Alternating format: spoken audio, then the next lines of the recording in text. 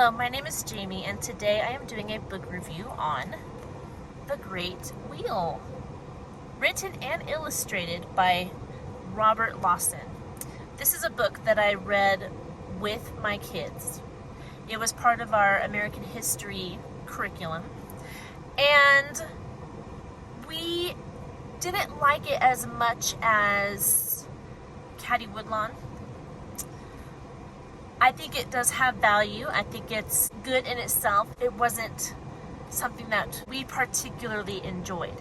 But the story is about really the history of the first Ferris wheel. So you have Con, he's the main character, and he's from Ireland. And he comes over right when he turns like 18 to work with his uncle in New York. But his other uncle, where is he? Uncle Patrick comes along and says, Con, you don't want to live your life in the streets of New York. You want to go see the world. So he convinces Con to come with him to work for his boss, Mr. Ferris, on the first Ferris wheel. And it details how the Ferris wheel was built. So it was pretty interesting concerning the Ferris wheel itself. It talks about the big pits they had to dig underneath the wheel in order to have a solid foundation to build this thing, and how they put, I wish I had a pencil or something to, here, I have a toothbrush. And it talked about how they built the, what are these called? The legs? The stand that the wheel actually stood on. There's two of them, one on this side, and then if you go on the back of the wheel, one on the back. And then the wheel was made in the air. The workers would stand on this base or stand, whatever you want to call it, and they put the wheel together around it. So it was pretty insane. And then all the cars were huge. So whenever you think of a Ferris wheel that you go and see at like a carnival, you can fit like two people in the little seat that goes around the Ferris wheel. I've never ridden a Ferris wheel. What I know about Ferris wheels is from this book and from movies.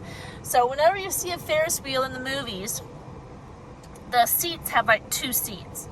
Maybe you could fit 3 or 4 people on there, but they're pretty small and they're open, right? The first, what do you want to call? The first cars, I think they called them in this book, were cars. You could fit like 30 people in them. This Ferris wheel was huge. You could see in this little picture, can you see it? The skyline of Chicago and how big the wheel is. I think this is an exaggeration, but the wheel was huge. You could look out and see past where the city ended because the wheel was so high when you were up there. And it talked about the building of the cars and how the cars were fitted onto the wheel and how they did the test drive and all this stuff. And Con was one of the men that let people on, after he helped build the wheel, he was one of the men who let people into the car and said, you know, have a nice day. And he dressed up all fancy and stood in the car while it made its round around, and then he let the people out and told them where to buy another ticket. That was his job. It was for a fair. I can't remember what fair it was. The fair, it went on like all summer long. And so after he helped build the wheel, he had a job manning that car for the length of the fair. And then at the end of the fair, it was all torn down. And of course, there's a romance. Con meets Trudy on his voyage to America. When he was leaving Ireland to come to America, he met Trudy, and much of the book is him trying to find Trudy again, even though he's kind of stuck working on this wheel. So it is an interesting story. It just wasn't something that was fun for us to read together. Maybe if I read this book by myself, I'd have a higher opinion of it. But just knowing that it took a bit for my kids to get interested in it, because it's more technical than the other books that we've read, I think it is very valuable. If you want to learn about the first Ferris wheel and how we came to have that as a staple in our fairs and in our carnivals. Everybody, when you hear about a Ferris wheel, even if, like me, you've never ridden on one, you know what it is. It's a famous ride. So let me show you the pictures real quick. This book only has 180 pages. It was published in 1957. Like I said at the beginning, Robert Lawson did the illustrations himself, and they're pretty good. I like them.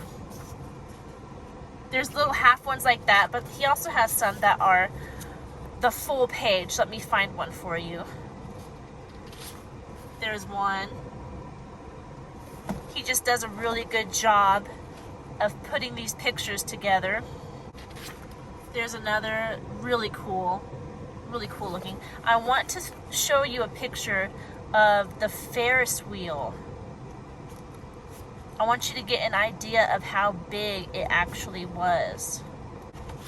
There's Con working on the steel beams up in the air. It's a really good picture.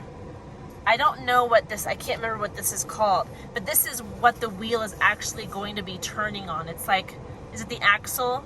It sits on the two legs, the two bases of the Ferris wheel, and you can see how big it is. They're sitting on it, and the wheel is going to be on that, built off of that, and it will be turning on that. Here's a picture of the bases again, and the city beneath, and the axle in the middle that they placed up there, that they raised up there. Here's a picture of the car. See how big it is? Give you an idea how big the wheel is. I think there were 36, don't quote me on that. I think there were 36 cars that the wheel made turn, that were attached to the wheel. That's a big car. I can't find a picture of the actual wheel. Are you telling me that it's not in here? What?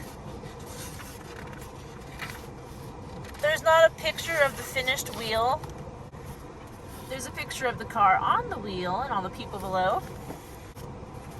There's a picture of the top of the wheel. I don't think they have a full picture of the wheel. Is that crazy? They don't. How funny is that? I just looked through the whole book for you guys. Unless you count that one. There you go. There's a picture of the whole wheel.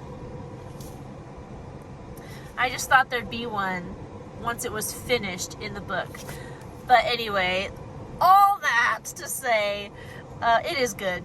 It is a good book.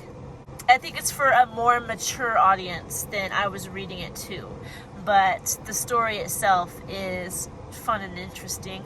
I certainly learned a lot about the Ferris wheel that I didn't even know before. I had no clue it was so humongous. I've always thought of a Ferris wheel as big, but not this big.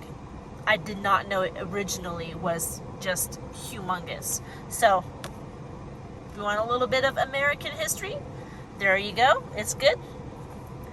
And that's all I have for you today. I hope you're doing well, and I'll talk to you in our next video. Goodbye.